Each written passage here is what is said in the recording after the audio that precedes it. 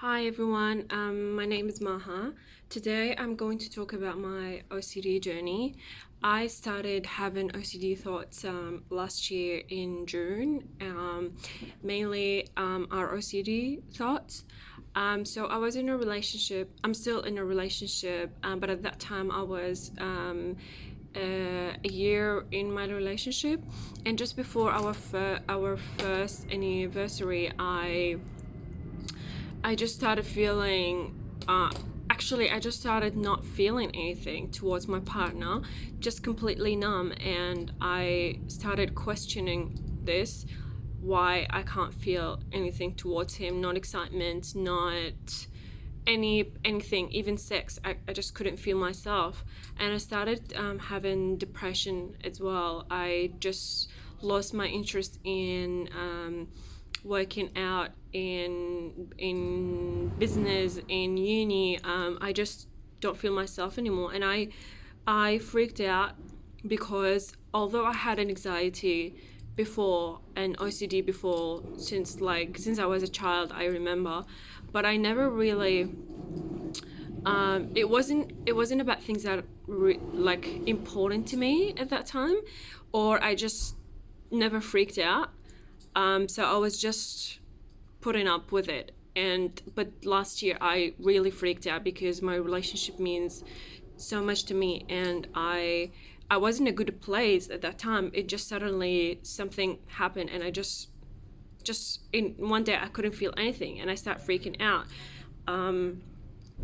So I remember going to a therapist for the first time, and I was crying, and I was telling her, I just don't feel anything toward my partner, and I feel like I have this urges to break up now because it's the right thing to do, and it feels like the right thing to do, and I just can't help it, and I just have to do it. But I deep down I was I was sure that's not what I wanted.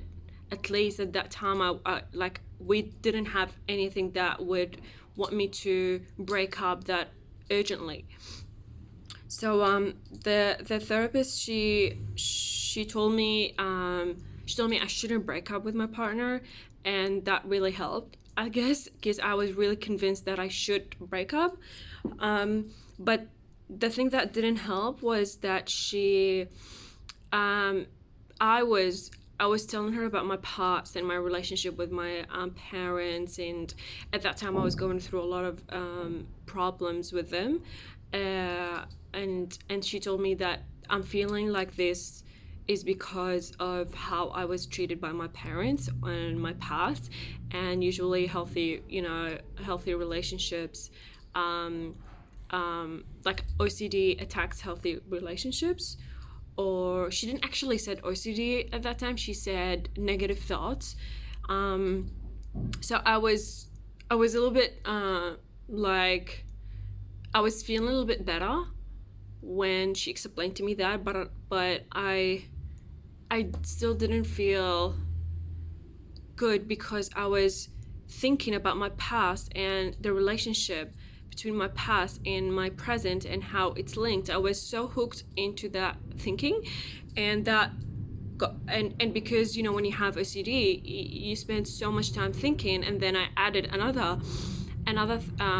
thinking. It's about my past and my relationship with my parents, and that just didn't help at all. And I remember I mean, one of the really moments that I still remember vividly is that I was just getting ready to go out with my boyfriend, and just suddenly I started feeling the OCD urges. I was just sitting, getting ready, and I started feeling like the fear or the stomach pain, and you just feel the panic. You're like, it's really going high, and I'm just like, I can't. And I called him, and I'm like, listen, you just have to break up with me. He's like, he was really shocked. He's like, what do you mean? I said to him, I really, really love you, but I just can't be with you because that's what my thoughts and my feelings are telling me. I have these urges to just break up with you, and it feels so real, but I just don't have any reason why, and I can't do it. I can't break up with you, so you have to do it. And then I started crying, and then a few minutes later I was like, no, don't break up with me, because that's not really what I want. So that was really one of these moments. I felt very down, and he didn't break up with me. He said to me I was having I was in a bad place mentally, and he knew that. So he just give yourself time, obviously, and we didn't break up. But after that, I started feeling really sick, especially like stomach ache, and I fell into deep depression. I was in bed for a few days. I couldn't eat, and I ended up in hospital like 2 times because of panic attacks. Couldn't eat, and I rushed into taking antidepressants because I just wanted a solution, like I just wanted a quick fix, because this is not normal what I'm feeling. I never really experienced this before. And so since I was very compulsive, I started Googling my symptoms and just wanting to see if there's someone similar to my case and what they did. And as I was doing reading and Googling, I found out about ROCD. I was like, what is OCD in first place? Like, I didn't have so much information about it. I thought just like about washing your hands many times and all these stuff. And I was like, how is like ROCD? So then I started compulsively Googling about ROCD, and I found a few YouTube videos I was watching all the time. And at that time we went to Bali because we booked tickets like months before, and we were planning this trip, and I didn't even want to go travel. I was like 2 days before the trip, I was telling my boyfriend maybe we shouldn't go because I need to fix this. I need to find a quick solution to my feelings and my thoughts. But we ended up going, and as I was in Bali, I was just compulsively reading every minute, just reading about OCD. I did not enjoy, like, I obviously did, but I just don't remember anything else but compulsive reading. And I had a lot of panic attacks, and I started thinking there was something wrong with me. I might go crazy because I was like, my brain was really, I felt like it was gonna explode at any minute. I just can't stop thinking. Waking up in the middle of the night, my heartbeat goes so fast, and I can't sleep, and I just was drinking all the time because I just wanted to enjoy the trip. So we came, I think I found another, there in Bali, I was on Google and I found another therapist. She was specialized in ROCD. And I started contacting her, and then started with her for a couple of months. It was good though. She held me back from breaking up with my partner, but the thing, it was also a lot of it was related to my past and how my relationship with my parents affects my relationship with my partner. And it was all about just leaving these thoughts and just understand these are just thoughts, and they don't have any power, and there's nothing else you can basically do. So I was not feeling good at all. I thought I was like happy because I just found someone who can lead me somewhere, but I wasn't doing any progress. So I again was compulsively Googling and on Instagram, also trying to find something better or something to fix me. And I found Rob. Thank God. I found Rob, and as I was scrolling down on his posts and reading, I was like, that's it. That's the one. That's the guy who's gonna help me, because he sounded very rational to me, and a little bit scary as well, because I thought he might triggers me and he might tell me to leave my partner. But I just had to. I just like, that's the last time I will contact a new therapist or coach. But thankfully I did. So I just went for it, and yeah, it's been really, really good. I stopped talking to all other therapists. I unfollowed a lot of stuff that I was following about mental health, about toxic relationships, about the past, and all these things that didn't help at all, but just adds more to my suffering. And I started with Rob. It's been almost a year now, and I have seen a huge difference to my OCD and my anxiety, and I am super happy that I contacted him. I still have anxiety, I still have OCD thoughts, but nowhere near where it was. I don't have panic attacks. I don't have urges anymore. My perception has changed on a lot of things that really helped with my OCD recovery. And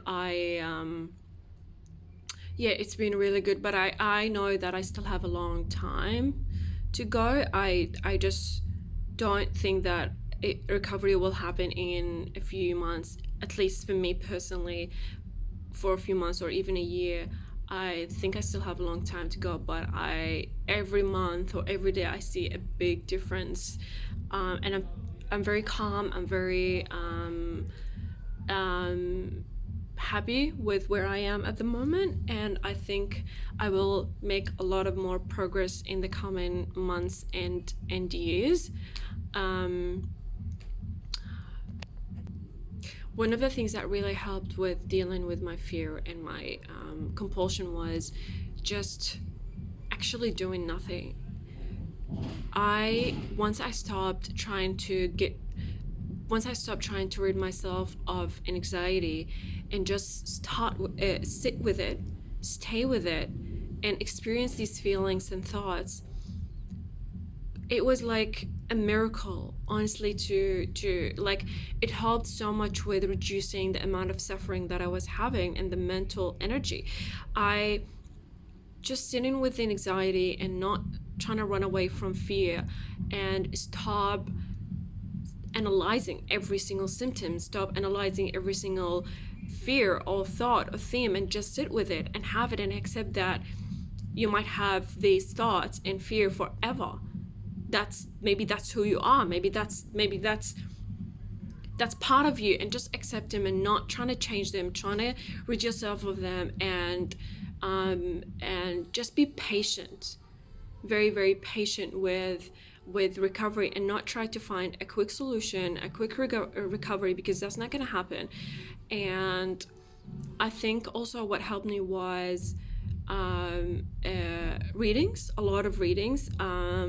I was a bit compulsive when it came to reading, because I thought if I read all these books many times, I would recover as well. But that was not the case. And I stopped for a bit, for like a month, and then went back on readings. And sometimes I spend a lot of time reading one particular chapter, and that helps a lot. So I really think readings are a big part of my recovery, and basically doing the homework, and have faith in recovery, have faith in your therapist, in Rob, and and just understand that you're not just an anxious person, you're not just a depressed person, you are more than one, you're more than that, and you're an ever-changing process. So you can't just be one thing, and you just have one thing that defines who you are. You're many things, and you're always changing. So have an open mind, have make sure that you're able to,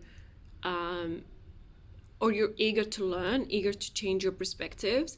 Although sometimes it feels like that you can't really do that because you feel uncomfortable and you feel like that's not who you are, and because you've been so, anxiety being a big part of your life, you feel like that's who you are, and you just can't believe in the new things that you read about or the things that your therapist tell you, because they just don't make sense to you at this time. But just try not to force new perceptions, and try not to force or force acceptance, because I used to do that a lot. I used to force acceptance and force a new perception, and try to just hold it so tight that, okay, that's what I'm thinking about this particular fear, that's what I'm thinking about this particular thought, and that's the new thing, that's what's gonna make me feel better. But I was spending a lot of energy again, and I was trying to rid myself again, and I was trying to find a quick fix again, and that, never really helps. With forcing a new perception and forcing acceptance, what I found that really helped is that you just have faith in it, and just when someone tells you about this new perception, try not, usually, like, straight away you will have a picture in your head of how that thing look like, or how it will look like in your life, and you try to picture it.